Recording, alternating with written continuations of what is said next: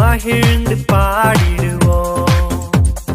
இயேசு பிறந்தாரே என்னுள்ளத்திலே, இயேசு பிறந்தாரே மகிழ்ந்து பாடிடுவோம்.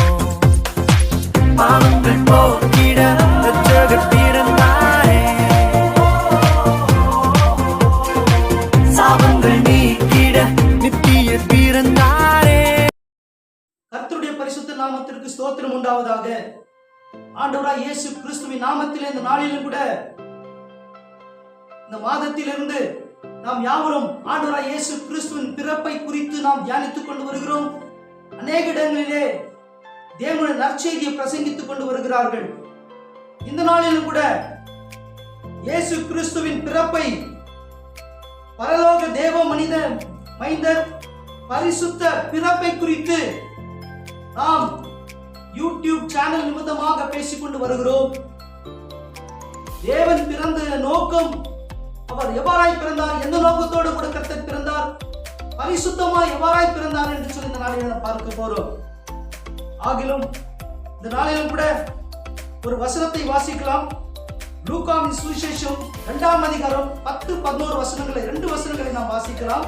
தேவதூதன் அவர்களை நோக்கி, பயப்படாதிருங்கள், இதோ எல்லா ஜனத்துக்கும் மிகுந்த சந்தோஷத்தை உண்டாக்கும் நற்செய்தி உங்களுக்கு அறிவிக்கிறேன். இன்று கர்த்தராகிய கிறிஸ்து என்னும் இரட்சகர் உங்களுக்கு தாவீதின் ஊரிலே பிறந்திருக்கிறார். தேவதூதர்கள் அக்காலத்திலே வானத்திலிருந்து இறங்கி வந்து மேய்ப்பர்களை நோக்கி, நீங்கள் பயப்படாதீர்கள், உங்களுக்கு நற்செய்தியை கூறுகிறேன். இன்று தாவீதின் ஊரிலே இரட்சகர் பிறந்திருக்கிறார் என்று சொல்லி அவர்கள் மகிழ்ச்சியான ஒரு செய்தியை பகிர்ந்து கொண்டு வருகிற நாம் பார்க்கிறோம். தாவீதின் ஊரிலே இரட்சகர், இந்த உலகத்தை படிக்கும் இரட்சகர் பிறந்திருக்கிறார், இது நற்செய்தி என்று சொல்லி வானத்திலிருந்து இறங்கிய தூதர்கள் அங்கே மேய்த்துக் கொண்டிருந்ததான மேய்ப்பர்களுக்கு ஒரு நற்செய்தியை கொடுக்கிறார். இதுவே நமக்கு மிகுந்த ஒரு நற்செய்தியும், நமக்கு ஒரு மிகுந்த ஒரு சமாதானத்தையும் ஆசீர்வாதத்தையும் கொடுக்கிற ஒரு செய்தியா இருக்கிறது. ஆண்டவராய் இயேசு கிறிஸ்துவின் பிறப்பு பழைய ஏற்பாட்டின் காலத்திலே தீர்க்கதரிசி நிமித்தமாக எல்லாவற்றையும் சொல்லப்பட்டது. புதிய ஏற்பாட்டின் காலத்திலே அவைகள் எல்லாவற்றையும் நிறைவேறப்பட்டது என்று சொல்லி நாம் பார்க்கிறோம்.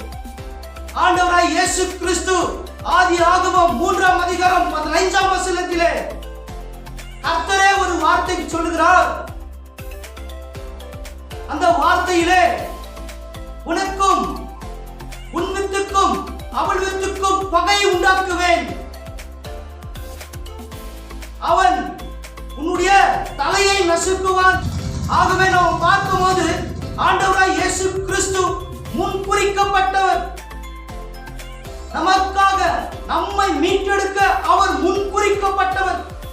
தீர்க்கதரிசியாய் வெளிப்படுத்தப்பட்டதான ஒவ்வொரு வார்த்தைகளும் கூட நிறைவேறியது, புதிய ஏற்பாட்டின் காலத்திலே நிறைவேறியது. இதைத்தான் மத்தேயு எழுதின சுவிசேஷத்திலே வாசித்து பார்க்கும்போது, 1ஆம் அதிகாரத்திலே வாசித்து பார்க்கும்போது, யோசேப்புவுக்கு தேவ தூதர்கள் சொல்லுகிறார்கள், சொப்பனத்திலே சொல்லுகிறார்கள், மரியாளுடைய கர்ப்பமானது பரிசுத்த ஆவியினாலே உண்டான கர்ப்பம் பரிசுத்த ஆவியினாலே கர்த்தர் ஆண்டவராய் இயேசு கிறிஸ்து பிறந்தார். அது மட்டுமல்லாமல் யோவான் சுவிசேஷம் 6ஆம் அதிகாரத்தில் வாசித்து பார்க்கும்போது ஆண்டவராய் இயேசு கிறிஸ்து சொல்கிறார், நான் வானத்திலிருந்து இறங்கி வந்தேன். I have come down from heaven. உலகத்தை ரட்சிக்க, பாவிகளை ரட்சிக்க, மரணத்தை ஜெயிக்க, இந்த உலகத்தின் எல்லா விதமான பாவமான காரியங்களை எல்லாவற்றையும் இந்த உலகத்திலே ஜெயிக்கும்படிக்காக, அவர் ஜெயத்தை கொடுக்கும்படிக்காக இந்த உலகத்திலே நமக்காக தோன்றினார், நமக்காக இந்த உலகத்திலே பிறந்தார்.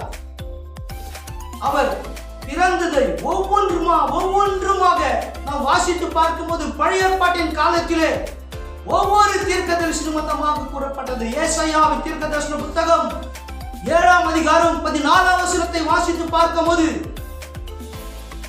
ஒரு கன்னிகை கர்ப்பம் தரிப்பார் என்று சொல்லி பார்க்கிறோம். அதை புதிய ஏற்பாட்டின் காலத்திலே மத்தேயு சுவிசேஷத்திலே 1ஆம் அதிகாரத்திலே அதனுடைய நிறைவேறுதலை நாம் பார்க்கிறோம். ஒவ்வொன்றுமாக தீர்க்கதரிசனமாக வைத்த ஒவ்வொரு காரியத்தையும் கூட புதிய ஏற்பாட்டின் காலத்தில் நிறைவேறப்பட்டது. நமக்கு மகிழ்ச்சியை கொடுக்கிறது. 1 பேதுரு புத்தகம் 1ஆம் அதிகாரம் 20வது வசனத்தை வாசித்து பார்க்கும்போது அவர் நமக்காகவே முன்குறிக்கப்பட்டார். கிறிஸ்து நமக்காகவே முன்குறிக்கப்பட்டார். நம்மளுடைய பாவங்களை மீட்க, நம்மளுடைய அக்கிரமங்களை மீட்டெடுக்க, நம்முடைய இந்த உலகத்திலே மரணம் வந்தது, மரணத்தை ஜெயிக்க அவர் முன்குறிக்கப்பட்டு நமக்காக பிறந்தார். ஆகவே இது அவர் பிறந்தது நமக்கு ஒரு மிகுந்த மகிழ்ச்சி. இதைத்தான் தூதர்கள் கூறும்போது சொல்கிறார்கள், இதோ உங்களுக்கு நற்செய்தியை கூற வந்தோம். தாவீதின் ஊரிலே குமாரன் பிறந்திருக்கிறார். தாவீதின் ஊரிலே ஒரு குமாரன் பிறந்து வந்திருக்கிறார். அதுதான் ஆண்டவராய் இயேசு கிறிஸ்துவின் பிறப்பு.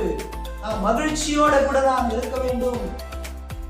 எல்லா விதமான பாவங்களையும் மீட்டெடுத்து நம்மை விடுதலையாக்கும்படிக்காக அவர் இரட்சகராக இந்த உலகத்தில் பிறந்திருக்கிறார். கர்த்தருடைய பரிசுத்த நாமத்திற்கு ஸ்தோத்திரம் உண்டாவதாக. ஆமென்.